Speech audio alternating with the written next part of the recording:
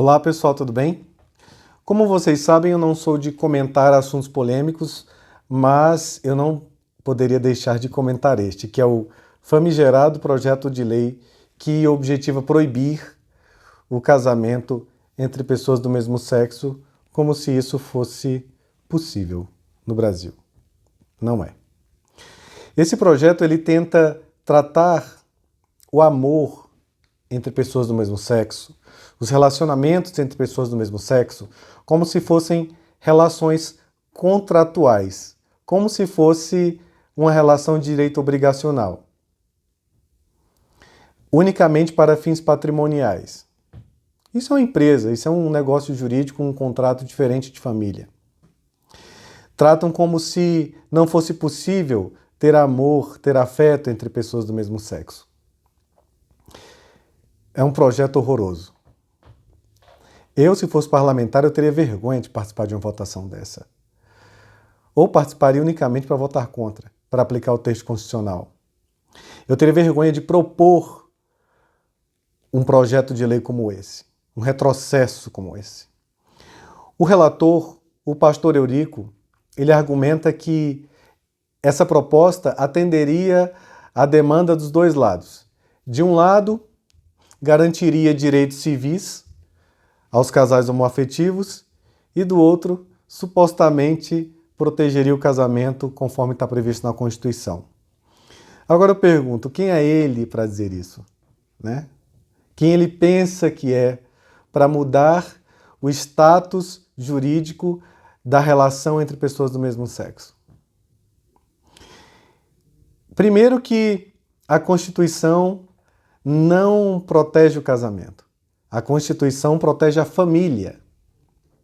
E a família não é um conceito pronto e acabado. Não é uma situação estanque, não é um arranjo singular.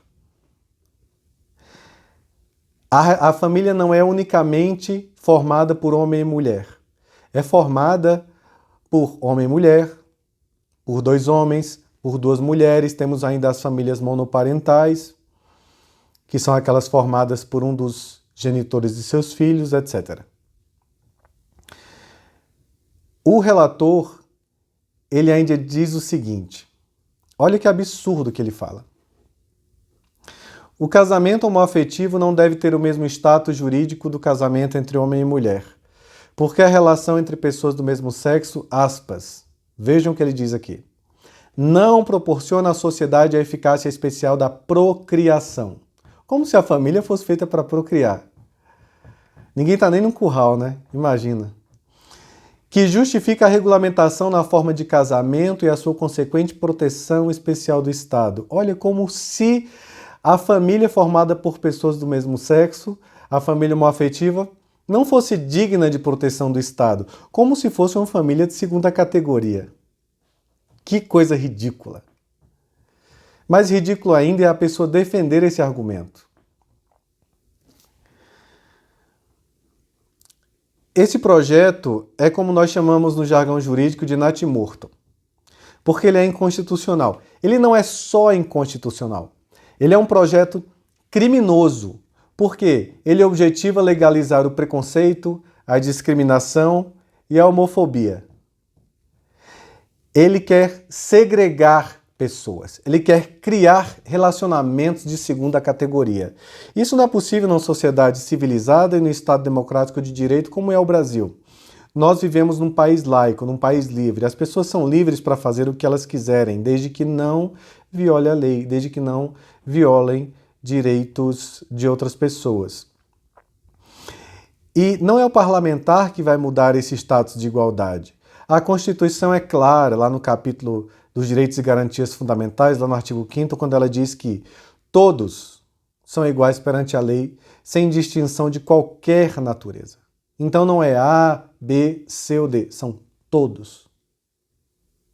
E não é um parlamentar que vai mudar isso. Eu tenho certeza que o Congresso Nacional jamais aprovará essa proposta horrorosa, essa proposta indecorosa. Jamais vai se permitir que se objetive retirar direitos e garantias fundamentais de pessoas que lutaram a vida inteira, pessoas que lutaram por dezenas de anos tentando conseguir apenas uma coisa: igualdade. É somente isso, nada mais. Aí vem um parlamentar e quer tirar a igualdade das pessoas como se fosse melhor do que elas, como se fossem pessoas de segunda categoria. Nem de segunda, de quinta, porque você não ter direito à igualdade seria o cúmulo do desrespeito, seria tirar a sua dignidade, seria tirar o seu status de pessoa. Isso não é possível. Para se ter uma ideia, nenhuma emenda à Constituição poderia suprimir esse direito. A Constituição, que é o ápice do ordenamento jurídico, não poderia. Porque a própria Constituição proíbe. Ela diz que não será admitida emenda à Constituição que tenda, que atente contra direitos e garantias fundamentais. E nós estamos falando de direitos e garantias fundamentais. Nem se o Congresso Nacional inteiro aprovasse isso seria possível, porque é inconstitucional. Vai contra a nossa ordem constitucional. E ainda que o Congresso Nacional aprovasse, tenho certeza que o Supremo Tribunal Federal declararia essa proposta inconstitucional. Porque é ele que é competente para dizer o que é e o que não é constitucional. Ele é o guardião da Constituição. Dogmas religiosos jamais poderão servir de argumento para enfiar goela abaixo do povo brasileiro os princípios que somente as pessoas subordinadas àquela religião é que devem seguir. Eu já disse, nós vivemos num Estado laico, num Estado livre. Você pode escolher a religião que você quiser. E todos devem respeitar isso. Você pode ser católico, evangélico, espírita, o que você quiser. E ninguém pode se meter nisso. Mas os princípios dessa religião só são aplicáveis a você. Se você não concorda com casamento entre pessoas do mesmo sexo, é simples.